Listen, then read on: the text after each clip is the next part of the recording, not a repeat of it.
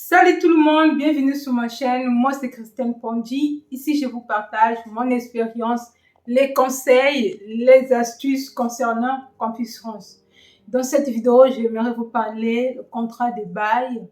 Il y a une personne qui m'a contacté par rapport à le contrat de bail, la taxe d'habitation, le surface de logement. On va voir tout ça dans cette vidéo. J'ai voulu répondre à tout le monde pour que ça aide beaucoup de gens. Donc, la personne concernée reconnaîtra que je parle de lui dans cette vidéo. Juste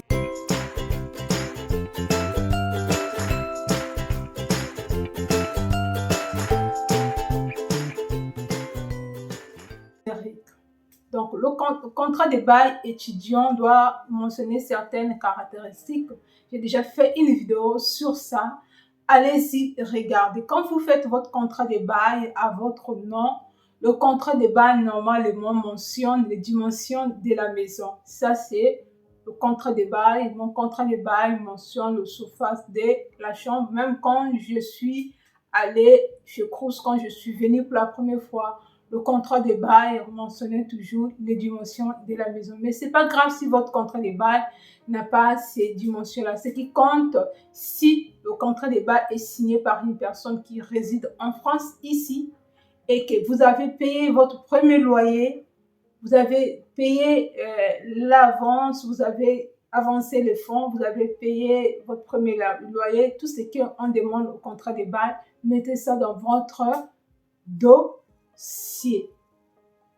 Mettez ça dans votre dossier, tous ces éléments-là, des informations-là concernant le contrat de bail. Maintenant, concernant la taxe d'habitation. La taxe d'habitation, c'est l'impôt local.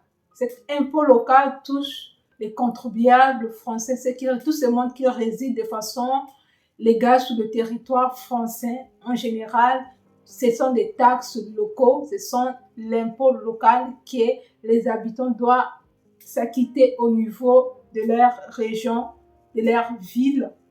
Mais ça concerne normalement les propriétaires qui ont des résidences principales. Même là aussi, on avait annulé cette taxe d'habitation, mais ça concerne tout simplement les résidences secondaires. Avant, ça concernait tout le monde, que ce soit taxe audiovisuelle, la télévision aussi, tout le monde payait ces taxes-là. Mais depuis un certain temps, le gouvernement français a mis en place l'annulation de ces-ci. Mais si jamais dans votre contrat, on mentionne cela, c'est pas grave. Ce qui est important pour vous, c'est de déposer votre demande de visa avec des papiers fiables.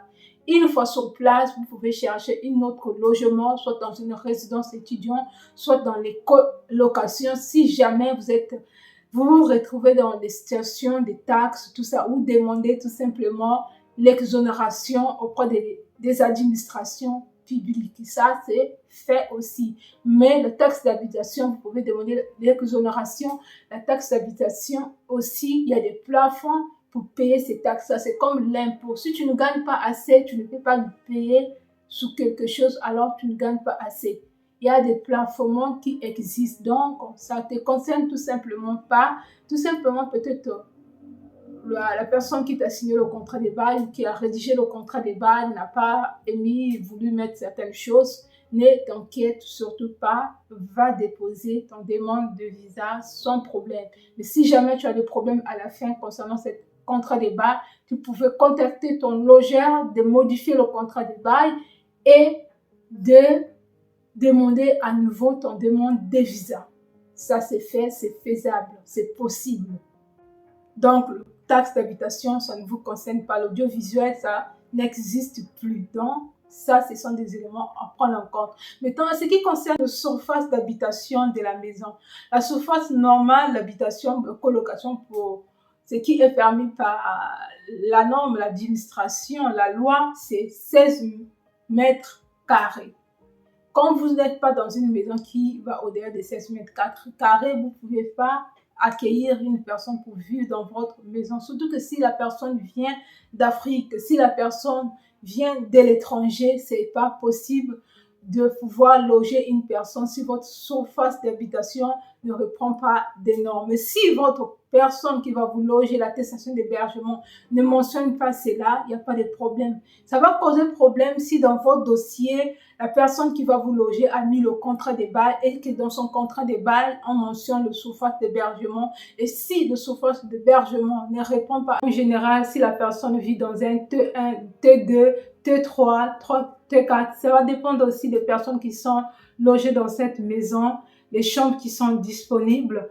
Et c'est tout ce qu'il faut savoir sur le contrat, sur le logement de la personne qui va vous loger. Mais si jamais vous avez eu aussi le refus de visa concernant votre logement, l'attestation d'hébergement, vous pouvez tout simplement modifier, de chercher une autre attestation d'hébergement et demander à nouveau une demande de visa. Donc, j'ai fait cette vidéo pour répondre à une personne qui m'a posé la question dans mon barre des commentaires. Si vous avez des questions, vous avez des hésitations, n'hésitez pas à me contacter, de poser des questions précises, les questions qui sont ouvertes, que je peux comprendre facilement, que je peux porter les réponses facilement. N'hésitez pas de vous abonner aussi afin de soutenir la chaîne et d'activer la cloche de notification.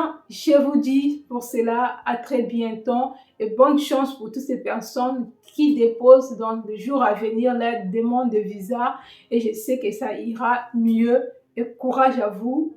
On se dit à la prochaine vidéo. À très bientôt.